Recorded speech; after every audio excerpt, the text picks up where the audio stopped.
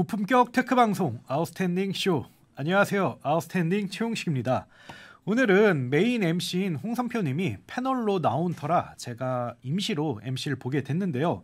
오늘 다룰 주제는 마켓컬리라는 회사입니다. 아마도 아스쇼 구독자분이라면 다 아실 거라고 생각을 하는데요. 우리나라에서 가장 빠르게 성장한 유니콘 스타트업이라고 볼 수가 있습니다. 그래서 이번 방송에는 지난 1분기 마켓컬리가 오랜 적자를 겪고 있다가 처음으로 흑자를 기록했다는 사실을 알렸는데 이거 자체는 굉장히 고무적인 소식이죠. 아마도 잔치를 벌려야 될 것 같은데, 하지만 그럼에도 불구하고 컬리의 최대 주주이자 그리고 후기 투자자인 앵커P가 매우 난감한 상황에 놓여 있다고 합니다. 한번 어떤 사정인지 여기에 대해서 홍선표님과 이야기를 나눠보도록 하겠습니다. 예, 안녕하세요. 예, 안녕하세요. 홍선표입니다. 예, 그러면 바로 질문을 바로 들어가시죠. 바로 질문을 드리고 싶은데요. 지난 1분기에 컬리가 사상 최초로 분기 흑자를 기록했다고 하는데, 이거 보면 굉장히 좋은 상황이라고 볼 수가 있겠죠? 예, 우선 컬리는 지난 1분기에 창립 9년 만에 처음으로 분기 흑자를 달성했습니다. 그 전까지는 이제 분기 흑자가 난 적이 한 번도 없었던 거죠. 매출은 5,381억 원, 그리고 영업이익은 5억 원인데 사실 이제 너무 크게 다르니까 영업이익률 자체는 0.1%에 불과하지만 그래도 계속 이제 수백억씩 적자가 나다가 이거를 이제 흑자로 돌려 세웠다, 영업이익으로 돌려 세웠다. 이거는 굉장히 말씀하신 것처럼 고무적인 일이죠. 근데 사실은 이게 조금 적자 낸 것도 아니고 엄청나게 적자를 내고 있었는데 이렇게 분기 흑자를 낼 수 있는 요인이 무엇인지, 이게 그리고 좀 장기적인 건지 아니면 일시적인 건지 이것도 좀 궁금하긴 합니다. 일단은 영업이익이 지금 아까 제가 5억 원을 기록했다고 했는데 이게 전년 동기 그러니까 2023년 1분기하고 비교해서는 영업이익이 314억 원이 늘어난 겁니다. 그러니까 상당한 수준의 이 개선이 이뤄냈다고 볼 수 있는 거고, 이번에 컬리가 흑자를 낼 수 있었던 건 당연하죠. 당연히 매출은 늘어났는데 비용은 그거에 비례해서 늘어나진 않았거든요.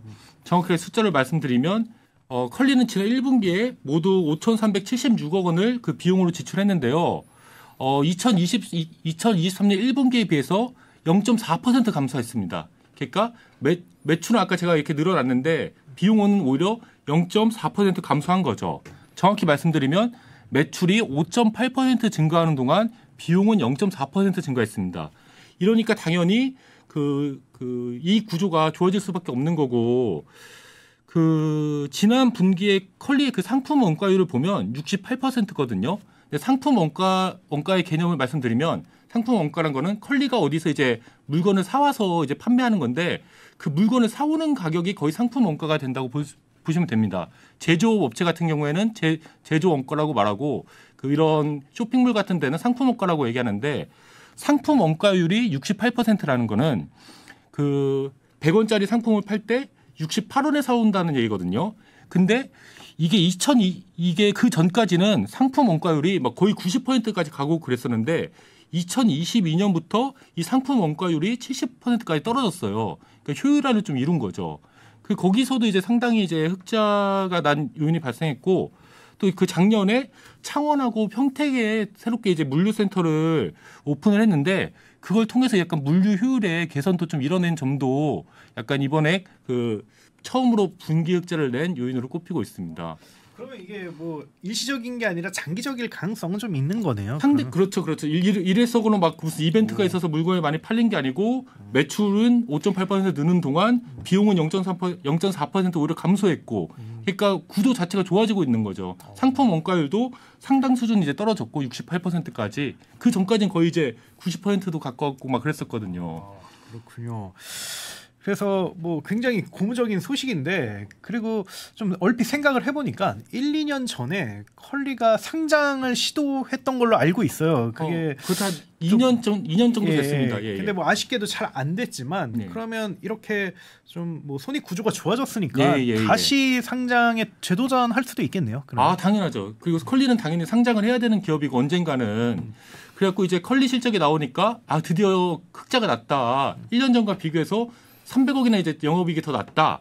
이렇게 해갖고 이제 금융투자 업계에서는 이제 곧 이제 그 상장 재추진할 거다 이런 얘기가 나오고 있는데 정확히 말씀드리면은 2022년 그 8월에 컬리가 이제 거래소 한국 거래소로부터 상장 예비 심사를 통과했습니다. 그러니까 거래소에 그 신청을 해야 되잖아요. 코스피 가려고 하면은 나 상장할 테니 심사해 달라.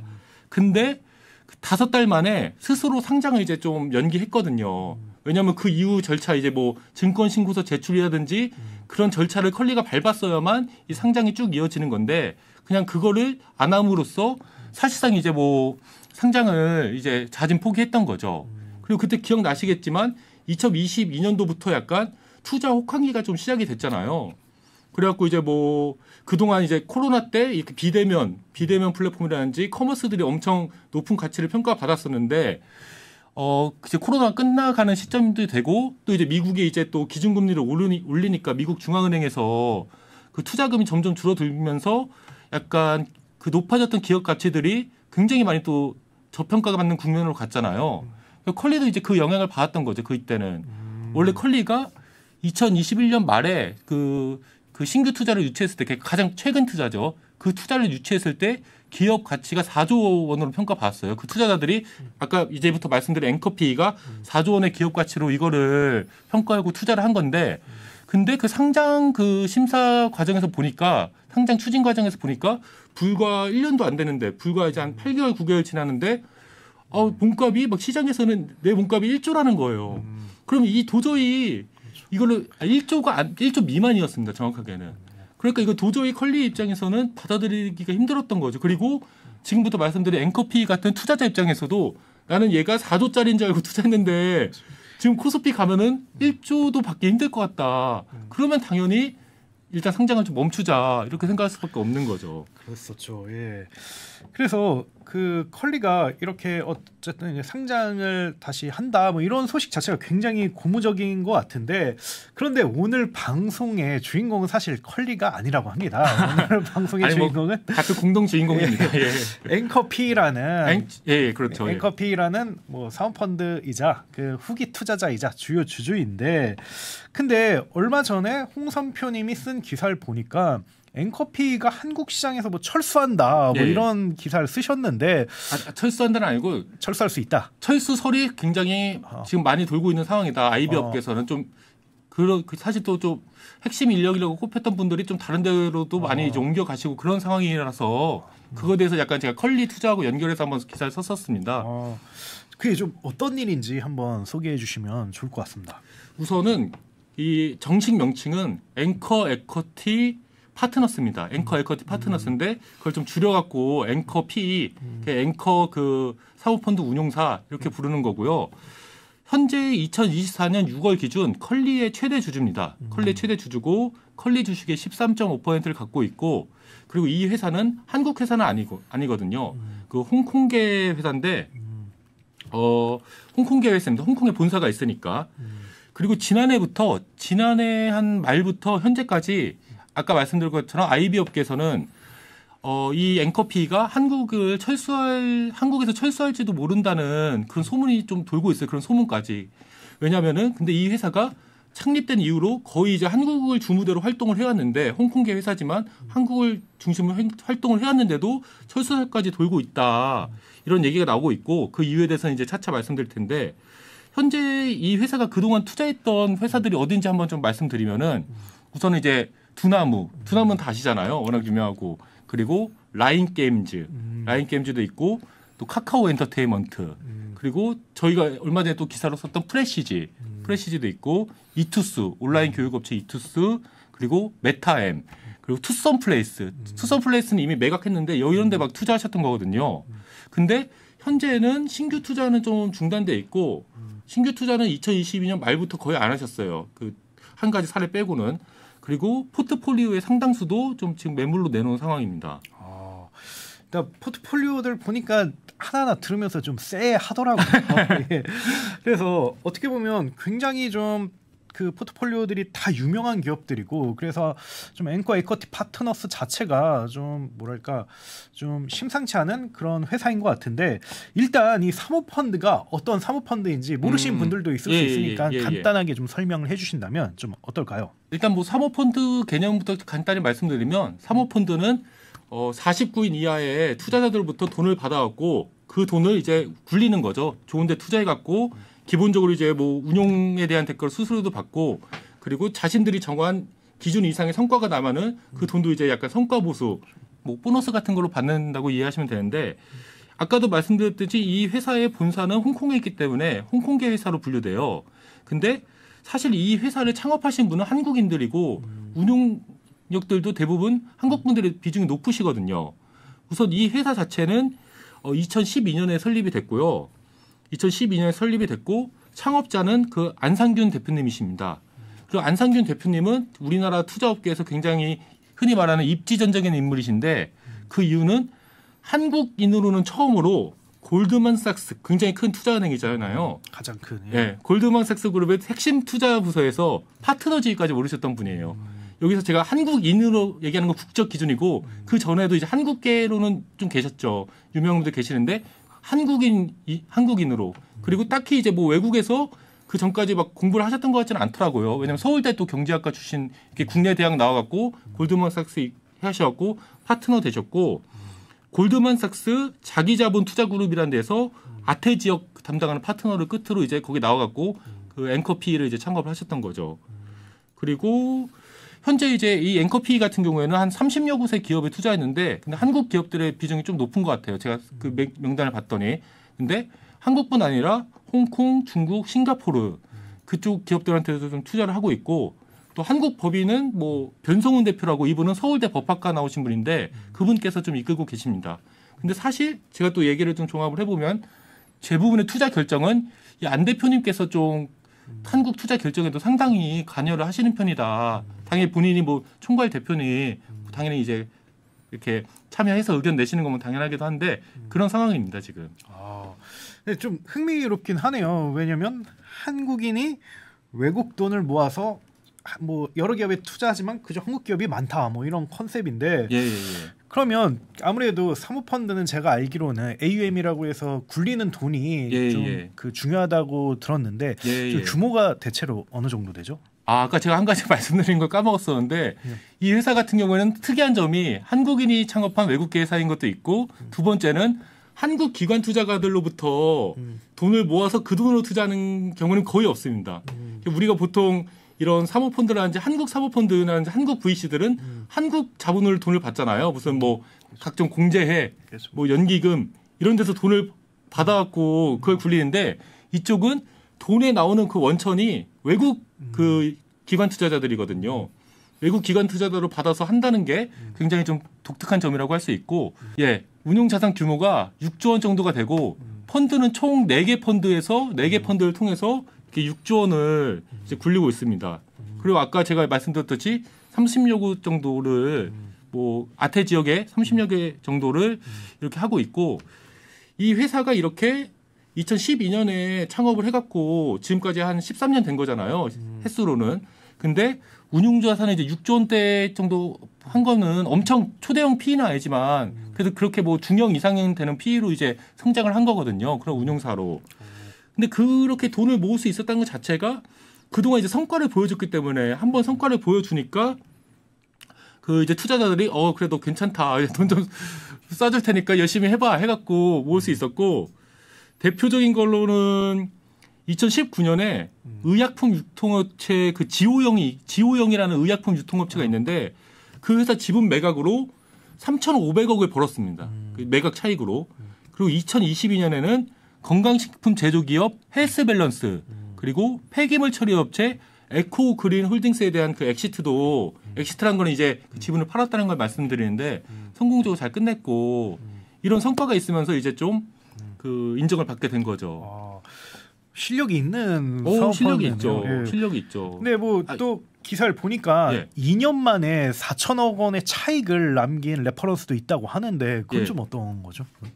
저희 빌딩 아래도 이제 투썸플레이스가 있잖아요. 그렇죠. 이 투썸플레이스를 이분들이 100%를 인수를 했었어요. 100% 인수해갖고 보통 사모펀드가 기업을 인수한 다음에 그 기업을 경영 상태를 잘 개선시켜갖고 그걸 이제 좀 다른 기업에 다른 상대에게 팔아갖고 매각 차익을 넘기잖아요. 그런 식으로 이제 인수를 했는데 그걸 1조 원에 팔았거든요. 1조 원에 팔았는데 불과 2년 만에 4천억 원을 남긴 거예요. 매각 차익으로. 6천억 원으로 산 거네요. 그렇죠. 6천억 원 사갖고 4천억을 남겼는데 근데 그렇다고 해갖고 뭐 이 4천억을 앵커 에쿼티 그 임직원분들이 다 갖는 건 당연히 아니잖아요. 그렇죠. 다 투자자들 주시고 본인들이 이제 거기서 일정 부분 성과 보수로 받아가는 건데 근데 일단은 이렇게 막 조단위 거래를 해갖고 1조니까 조단위 거래죠. 4천억을 2년 만에 남겼다. 이런 거에 대해서 엄청나게 이제 업계에서 놀라워했고 여기 같은 경우는 사실은 2010년대 중반에서 2020년대 초반까지는 진짜 보통 이렇게 중견기업에 대해서 투자하는 이런 사모펀드를 그런 분야에 대한 투자를 미드캡이라고 그러거든요. 미드캡이라고 부르는데 외국 그 기관 투자자들이 봤을 때는 한국에 미드캡 투자를 하려고 하면은 앵커피한테 맡기는 게 최고다. 그냥 업계에서 이제 엄청 대단했었죠. 그리고 실제로 지금은 상황이 좀 안 좋지만 그래도 이제 역량은 당연히 큰 역량을 갖고 있는 그런 회사이고요. 방금 상황이 안 좋다고 이야기하셨는데 굉장히 잘 나가는 정말 스타 투자자가 만든 그리고 말씀하신 것처럼 한국 중견기업의 정말 전문성을 가진 그런 사모펀드가 좀 요즘 왜 어려워진 건지 대체 좀 최근 몇 년 동안 어떤 일이 일어난 건지 좀 궁금합니다. 사실 이제 투자 업계에서는 2021년 12월에 이 앵커피가 컬리에 2,500억을 투자하는 그 결정이 지금 앵커피를 이렇게 좀 곤란한 앞으로 나아갈 수도 없고 그렇다고 뒤로 이 투자금을 뺄 수도 없는 이런 진퇴양난의 상황에 빠뜨렸다고 분석을 합니다. 그때 아까 제가 말씀드렸잖아요. 앞부분에서 그 2021년 12월 그리고 뭐 2022년 1월 그때 이루어진 투자인데 그때 컬리가 기업 가치 이제 4조로 평가받아서 투자자들이 투자를 했다고 말씀드렸는데 그 투자자가 이 앵커피인 거죠. 그리고 아까 또 앞에서도 말씀드렸듯이 2020년 되면서 이거 너무 유니콘드 기업 가치가 너무 높은 거 아니냐. 이게 좀 과대평가된 것 같다. 그래서 막 상장을 도전했는데 실제로는 이제 기업 가치 시장에서 봤을 때는 이게 1조 원밖에 안 될 거다. 1조 원 미만이다. 이런 평가가 나와갖고 상장을 접었다고 했잖아요. 그래갖고 이 사건이 계기가 돼갖고 내가 4조 원의 가치인 줄 알고 2,500억을 투자를 했는데 이 회사의 몸값 자체가 뭐 기업 가치가 1조 원 미만으로 평가받으니까 엄청난 손실을 보게 되는 거잖아요. 4분의 1 토막 난 거죠. 사실은 그렇죠. 그냥 산술적으로 얘기하면. 그렇죠. 근데 2,500억이 사실 작은 돈이 아니잖아요. 휘청할 수도 있는 정도의 돈이고 특히나 이제 내 돈도 아니고 남의 돈 갖다 이렇게 하는 건데 그래갖고 그게 좀 결정적인 좀 계기가 됐다. 이런 얘기가 좀 많이 나오고 있어요. 현재 이런 안 좋은 상황에 대해서는. 그런데 또 제가 알기로는 그 앵커피가 2023년에 그때 한창 뭐 컬리가 과연 뭐 런웨이가 얼마 남았냐 뭐 이런 이야기가 좀 돌았던 걸로 기억하는데 그때 과감하게 1,000억 원을 쏴줬다고 들었습니다. 그때 왜 그런 건가요? 그때? 2023년 5월에 정확하게 1,000억 원을 더 투자하셨어요. 말씀하신 용식님께서 말씀하신 것처럼 그때 컬리는 되게 유동성 위기 그런 얘기 많았잖아요. 왜냐하면 사실 많은 스타트업들이 그 시기에 막 지금 이제 유동성 위기를 겪었고 근데 그럼 봤을 때 가장 최근에 투자했던 회사가 그 앵커피였잖아요. 2021년 12월에 투자했었으니까 가장 높은 가치로 또 투자했었고 가장 최근 투자니까. 근데 이제 그때 이제 그렇기 때문에 이제 구원투수로 좀 제가 봤을 때는 어쩔 수 없이 등판했다고 볼 수 있을 것 같아요. 왜냐면은 컬리가 혹시라도 잘못됐을 때, 혹시라도 이제 무너졌을 때 그럴 리는 크게는 없다고 생각하지만 무너졌을 때 가장 손해를 보는 사람은 가장 높은 가치로 2,500억을 투자한 앵커피이니까 이쪽에서 약간 SOS라고 제가 표현하겠습니다.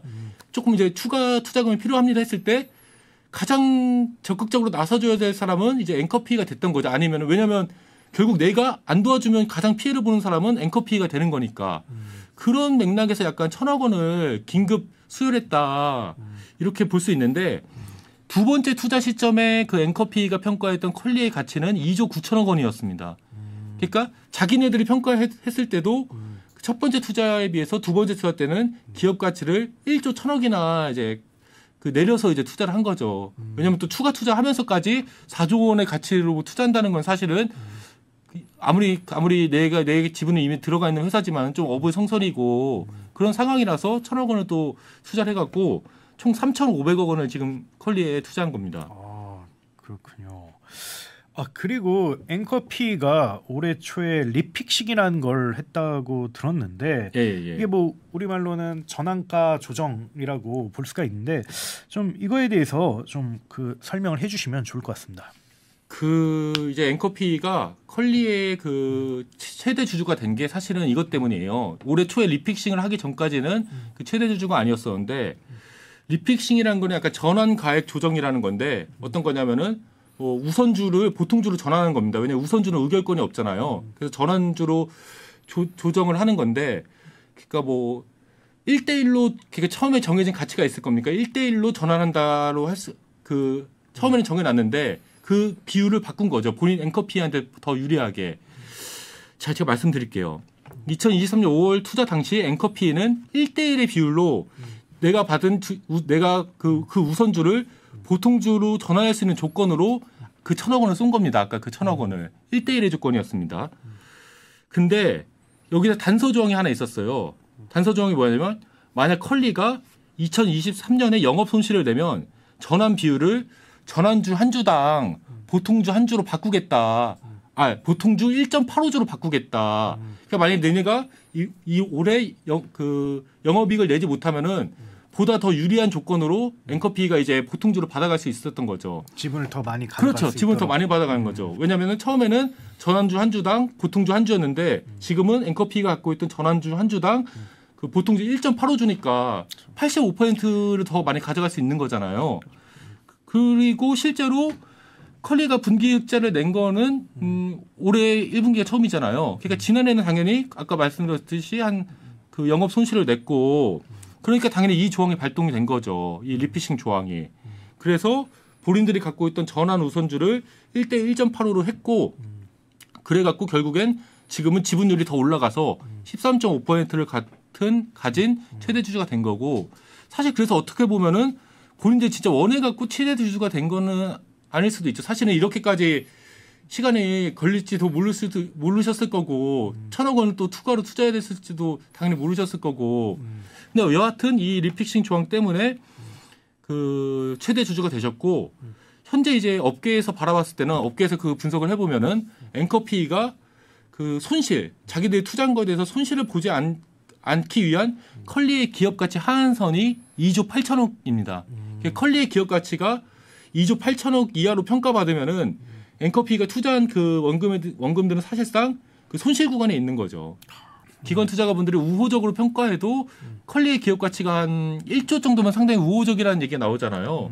그런데 그거 2.8배가 돼야만 그 앵커피에는 이제 손해를 안 볼 수 있는 그런 상황인 거죠. 그래서 컬리가 정말 힘들게 딱 그 BEP를 넘었지만 근데 결국 원수는 기업 가치군요. 기업 가치가 원수군요. 뭐 사실 정확히 말하면은 그때 시장이 좋았을 때 그렇죠. 높은 기업 가치로 평가받았던 것도 사실은 그 회사의 그 경영적인 판단이었고 그렇죠.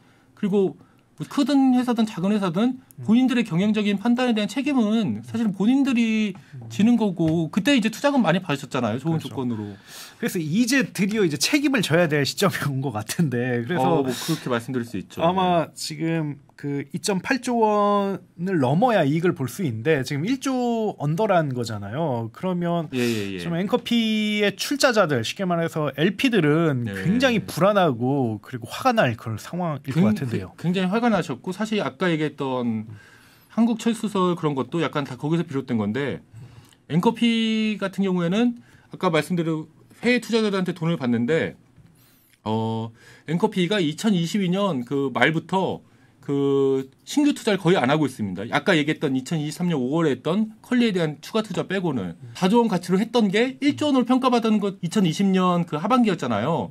그때부터 이제 투자자들이 앵커피에 대한 좀 어떻게 보면 신뢰를 좀 잃었다고 볼 수가 있죠. 그래서 너희 좀 신규 투자하는 거에 대해서는 좀 신중히 했으면 좋겠다. 이건 굉장히 뭐 점잖게 얘기한 거고 자기 돈을 지금 막 4분의 1 토막 냈다고 생각하면은 솔직히 우리도 뭐 그럴 거 아닙니까? 잠이 안 오죠. 근데 또 문제가 되는 게 이거는 사실은 제가 업계에서 확인한 거라서 업계에서 확인한 겁니다. 왜냐하면 사모펀드 같은 경우에는 정확한 감사 보고서 같은 게 없기 때문에 정확하게 나오지 않은데 업계 그 IB 업계에 계신 분들에 따르면은 앵커피가 또 한 가지 문제가 있는 게 컬리에 대한 1차 투자 500억 원과 2차 투자 1,000억 원을 각각 다른 펀드에서 집행을 했다는 거예요. 그러니까 2,500억을 쏜 해외 출자자들이 다르고 1,000억 원을 쏜 해외 출자자들이 다른데 지금 이 두 번째 1,000억 원을 쏜 펀드에 출자한 그 해외 투자자들의 불만이 훨씬 더 심한 거죠. 왜냐하면 그분들이 봤을 때는 첫 번째 펀드로 투자를 잘못한 거잖아요. 현재로서 봤을 때는. 근데 이 회사가 좀 유동성이 없다고 좀 더 힘들어지니까 기업 가치가 그렇게 떨어졌음에도 불구하고 내 펀드에 있던 1,000억을 갖다 얘한테 투자한 거잖아요. 그러니까 결국은 남의 돈 지켜주려고 내 돈 그 1,000억 쓴 거 아니냐. 이런 얘기를 지금 막 나오고 있다고 제가 얘기를 좀 들었습니다. 운용사 뭐 그런 분들한테. 그렇죠. 뭐 속된 말로 우리를 왜 설거지 시키냐 뭐 이런 걸 수도 있겠네요. 예. 속된 말이긴 하지만 예, 뭐 맞다고 보실 수 있습니다. 그리고 제가 그 아까 말씀해주신 그 포트폴리오들 보니까 좀 쎄했다고 얘기를 말씀드렸잖아요. 되게 좀 사정이 안 좋은 걸로 알고 있는데 좀 프레시즈랑 두나무가 대표적인 케이스로 알고 있습니다. 예, 우선은 뭐 두나무 간단히 말씀드리면 두나무에는 2021년 1월에 투자를 했습니다. 다시 구주 1%를 1,500억 원에 인수했죠. 1%를 1,500억에 인수하니까 기업 가치는 이제 15조로 평가를 하셨던 거고. 근데 지금 한 2년 정도가 흘렀잖아요. 2년 정도 흘렀죠. 근데 지금 업계에서 평가하는 두나무의 시장 가치, 기업 가치는 한 4조에서 5조예요. 그러니까 3분의 1 토막 혹은 4분의 1 토막이 낮다고 볼 수 있는 거죠. 그래서 뭐 앞으로 이제 암호화폐, 가상자산 이 시장이 다시 활기를 띠면은 두나무도 다시 기업 가치 회복할 수 있다. 이런 긍정적인 전망도 있지만 현재로선 두나무에 투자한 것도 한 3분의 1에서 4분의 1 토막 났다. 그렇죠. 말씀드릴 수 있고. 그리고 특히 뭐 두나무는 또 잘 아시잖아요. 예, 라이센스를 가진 회사가 아니라 가지고 어떻게 보면 제도화가 되지 않은 회사라서 사실상 그 디스카운트를 깔고 갈 수밖에 없는 그런 상황인 것 같기도 하더라고요. 그리고 프레시즈는 좀 어떤가요? 프레시즈는 밀키트 제조업체인 거는 저희 그 시청자분들도 많이 아실 텐데 앵커피는 2021년에 여기에 투자를 했어요. 한 3천억 원을 투자를 했고 3천억 원을 투자하면서 64.43%의 지분을 확보했는데 용식님은 되게 잘 아시잖아요. 3분의 2 이상의 지분을 갖는 의미. 그렇죠. 그건 사실은 회사에 있는 모든 걸 다 할 수 있는 거잖아요. 뭐 정관 변경부터 해갖고 이사를 선임하고 해임하고 사실상 앵커피가 이 회사의 경영을 이제 이끄는 상황인 거죠. 실제로 아까 말씀드렸던 안상균 그 창업 대표님과 변성윤 그 한국 대표님 역시 여기를 이제 기타 비상무 이사로 등재가 돼갖고 여기 경영에 좀 참여하고 계시고 대표급이 2명이나 지금 참여하고 있는 거잖아요. 본사 대표와 지사 대표가. 근데 지난해 경영 성과는 좀 좋지를 못합니다. 왜냐하면 2023년 매출은 3,306억 원이 나오는데 그 전년 그러니까 2022년 매출은 5,300억이었거든요. 그러니까 그 1년 전과 비교해서 매출이 37.7%가 급감한 거고 이에 따라 그 영업 손실 그러니까 순손실입니다. 순손실이 2,239억 원이 나왔습니다. 그러니까 아까 2021년에 3천억 원을 투자한 건데 2년 만에 2,239억 원의 손실을 본 거니까 순손실을 본 거니까 이게 완전히 지금 투자금 자체가 많이 없어진 상황이죠. 실제로 지난해 말 기준 프레시즈가 보유하고 있는 현금과 현금성 자산은 579억 원인데 만약에 올해 이 순손실 폭을 드라마틱하게 개선시키지 못하면은 현금이 거의 고갈될 위기에 있는 거고 추가 투자를 받아야 되는 건데 추가 투자를 이제 시도를 하셔야죠. 추가 투자를 받지 않거나 못 받거나 아니면 이제 진짜 엄청난 드라마틱한 개선이 이루어지지 않는 이상은 올해 좀 경영 환경이 그렇게 녹록한 편은 아니라고 확실히 말씀드릴 수 있습니다. 그럼 이런 사정들 때문에 한때 한국 시장에서 굉장히 각광을 받았던 말씀하신 것처럼 그 미들캡의 선두주자였던 앵커피가 좀 굉장히 어려운 상황에 처해 있고 더 나아가서 좀 위기설이 나돌고 있다 이렇게 해석을 하면 되겠네요. 예, 맞습니다. 아까 말씀드렸듯이 그때 2023년 5월에 했던 그 컬리에 대한 어쩔 수 없는 어떻게 보면은 그 추가 투자 빼고는 2022년 하반기 무렵부터는 신규 투자를 안 하고 있고 실제로 투자하려고 했던 거에 대해서도 많이 멈췄습니다. 예를 들어서 클라우드 서비스 관리 제공 기업 클로커스라는 데가 있거든요. 그 아시잖아요. 되게 유명한 기업이고 우량한 기업인데 이 기업도 그 투자가 거기 막판까지 뭐 1,000억 정도 얘기가 나왔는데 이게 막판에 철회됐다고 제가 이제 그쪽 관계자분들한테 좀 얘기가 들은 게 있고 이제 투자자들이 좀 야 너희 빨리 그냥 신규 투자하지 말고 내 돈 빨리 회수해와라 이렇게 좀 얘기하고 있는 상황인 것 같아요. 실제로 이제 앵커피가 만들었던 펀드들의 청산 시기도 돌아오기도 하고 펀드는 이제 정해진 기간이 있잖아요. 그 투자자하고 약속한 기간 안에 그걸로 해야 되는 거잖아요. 그 청산을 하고 그 돈을 이제 정산해서 드려야 되는 건데 2013년에 그 1호 펀드가 만들어졌었거든요. 아까 이 회사 2012년에 설립이 됐고 2013년에 첫 번째 펀드를 만들었는데 그게 한 운용 자산이 6,870억, 7천억 정도 돼요.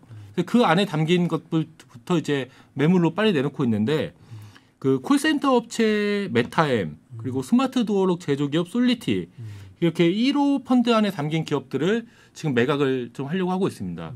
사실 이 1호 펀드 같은 경우에는 2022년 말이 만기였는데 이것도 2년 연장해갖고 2, 3년 정도 연장해갖고 만기 시점을 뒤로 미룬 다음에 하는 거죠. 왜냐하면 2022년은 너무 그 투자 환경이 좋지 않았기 때문에 매물로 이 회사들 매물로 나온 지도 꽤 됐는데 잘 팔리지 않았었던 거고 그러니까 만기를 또 연장해서까지 하시고 계신 거고 그리고 카카오 엔터테인먼트, 카카오 피코마, 이투스, 엔코아, 데일리푸드, 페딱, 더마펌 이런 회사들은 1호 펀드는 아니고 다른 펀드에 있는 돈을 한 건데 이 회사들도 지금 다 매물로 좀 내놓고 계십니다.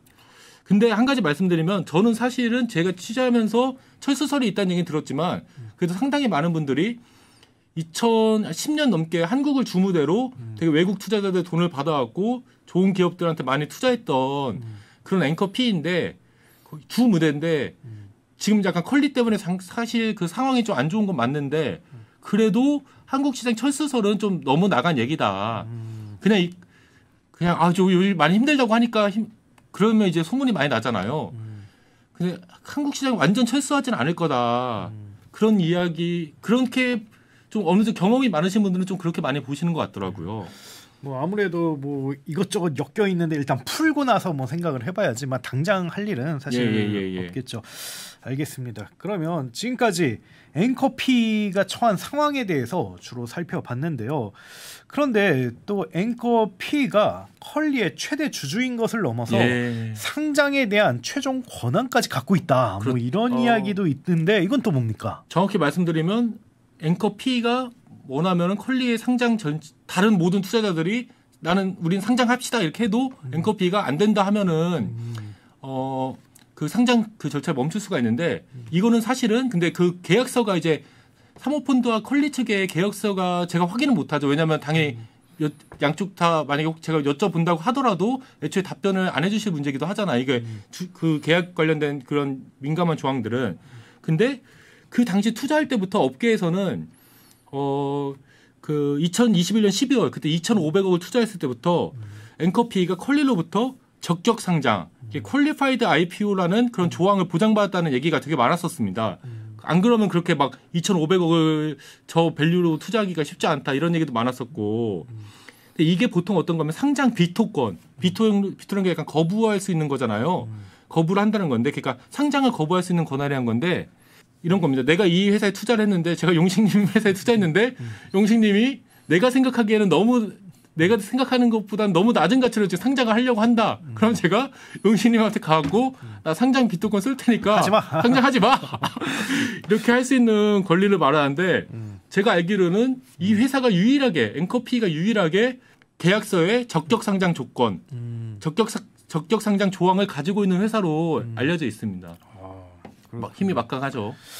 네, 사실 실제로 예전에 앵커피가 가진 포트폴리오 중에서 티몬이 있었는데 티몬이 되게 어디에 매각되냐 안 매각되냐 뭐 이런 이야기가 굉장히 많았는데 롯데였죠. 롯데가 온라인을 진출하고 싶으니까 그걸 뭐 막았다는 그런 이야기도 있었는데요. 근데 뭐 그거는 이제 IPO 과정은 아니고요. IPO 그러니까 공모 상장 그 과정은 아니었고 그냥 롯데 그룹과의 약간 이런 거래 이제 협상 테이블에서 앉아서 했던 거였는데 그 당시 이제 앵커피가 팀원을 갖고 있었는데 팀원이 대주주였는데 또 다른 대주주가 KKR이라고 있습니다. 그렇죠. 이게 되게 유명한 여기서 사모펀드잖아요. 콜버그, 크레비스, 로버츠. 이 KKR하고 앵커피가 둘 다 대주주였는데 롯데에서 이걸 사고 싶었던 거예요. 2019년에 이제 온라인 사업에 진출하고 싶으니까 우리가 좀 팀원을 좀 사고 싶다. 당신 둘이 대주주니까 우리 한번 협상 한번 해보자. 근데 롯데 측에서는 한 1조 원 정도, 1조면 우리가 살 수 있다. 이렇게 얘기했는데 아까 그 KKL은 한번 뭐 전향적으로 검토해 보자. 우리는 1조는 좀 아니지만 1조 초반이면 할 수 있다. 근데 앵커피는 안 된다. 우리는 1조 4천억 원 무조건 받아야겠다. 그리고 결국은 이 그거에 대한 좀 그게 의견이 일치가 안 되니까 팀원이 그때 인수가 좀 무산이 됐고 롯데그룹 인수 무산이 됐고 그 당시 제가 알기로는 팀원 뭐 관계자분들이 좀 아쉬워하셨던 것 같아요. 왜냐하면 이제 마지막 기회였는데 그게 뭐 다른 식으로 문제가 풀리긴 했잖아요. 그렇죠. 큐텐과 관련해서 풀리긴 했는데 뭔가 좀 그쪽 관계자 입장에서 이게 불확실한 상황을 빨리 끝내고 사모펀드가 갖고 있으면 기본적으로 이제 매각을 한다는 걸 몇 년 뒤에 다른 회사 매각된다는 걸 염두에 두고 경영을 해야 되는데 이제 그게 아니니까 그게 이제 롯데 해갖고 사실 롯데하고 같이 시너지 내는 게 더 좋았을 수도 있으니까. 근데 이제 그 당시 이제 앵커피가 제가 또 취재한 바로는 이게 보통 이제 펀드들이 그 아까 운용 보수를 받아야 됩니다. 아니 그러니까 성과 보수를 받아야 됩니다. 운용 보수는 사실 얼마 안 되잖아요. 근데 성과 보수를 받으려면 그 보통 그런 거 있잖아요. IRR 내부 수익률 기준 뭐 8% 이상 그 성과를 달성하면 그 초과 성과분에 대해서 20%를 우리가 먹는다. 사실 이래야 이제 본인들도 돈을 많이 벌 수 있고 그래야 또 회사를 키워나갈 수 있는데 그 당시에 1조 4천억 그러니까 롯데 측이 제시한 가격으로 했으면은 그게 안 됐었거든요. 롯데하고 KKR이 얘기하고 했으면은 본인들은 이제 뭐 성과 보수 받기가 좀 힘드시니까 그랬다는 얘기도 좀 많이 있습니다. 그렇군요.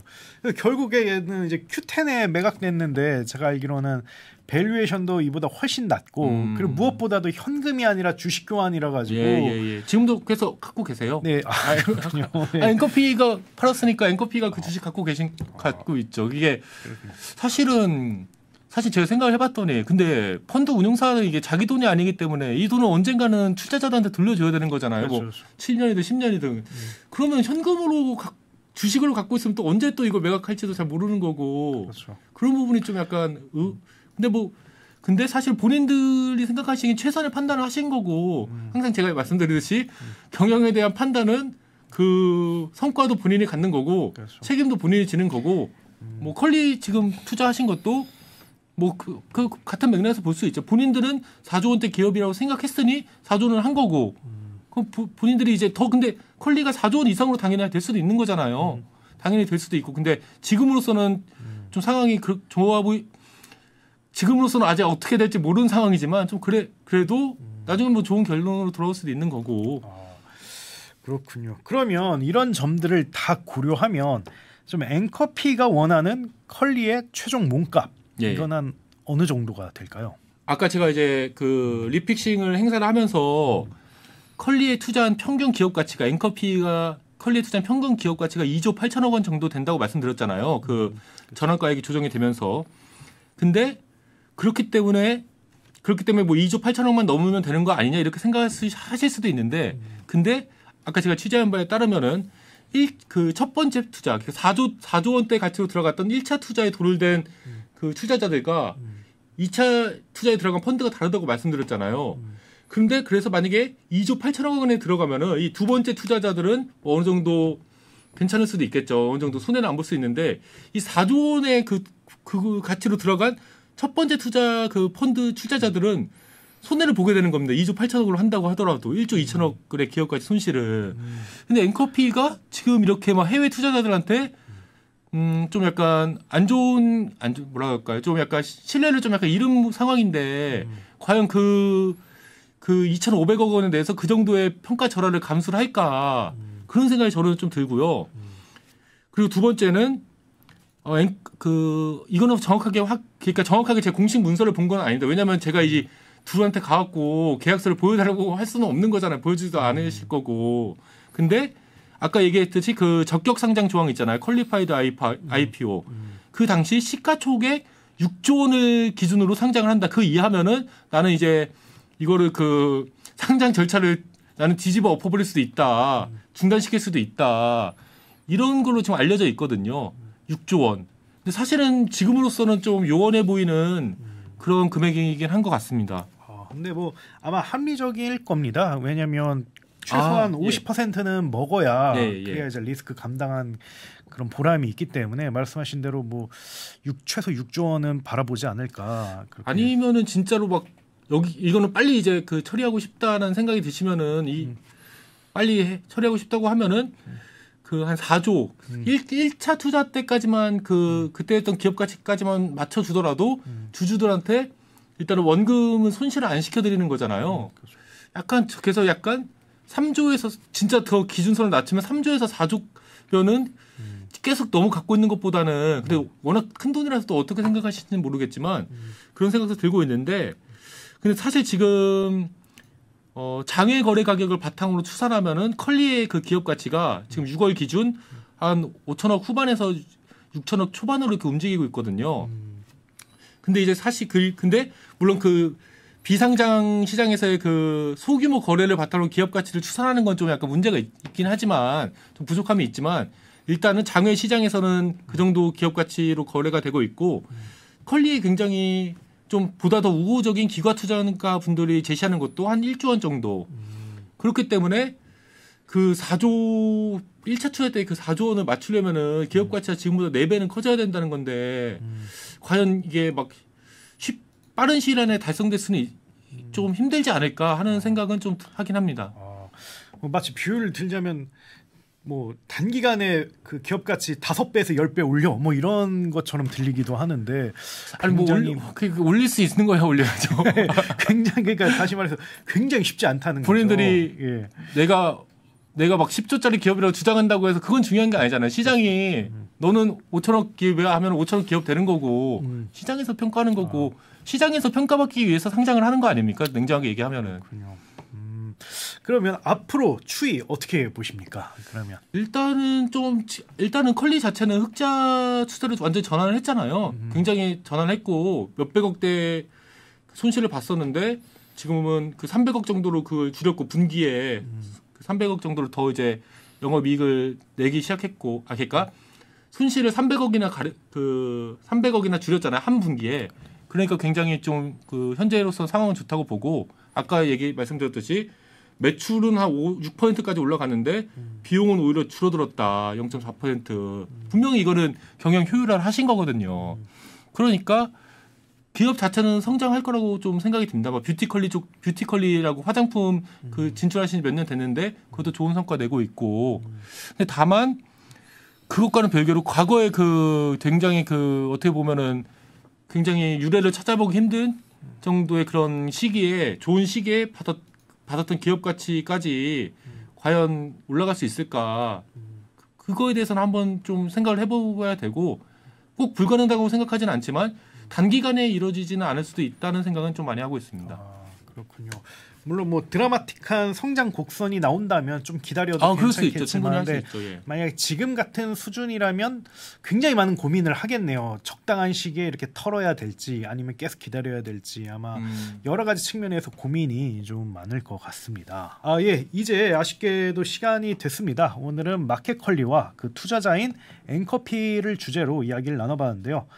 굉장히 심층적인 취재를 해주신 홍 선배님께 감사드리고요.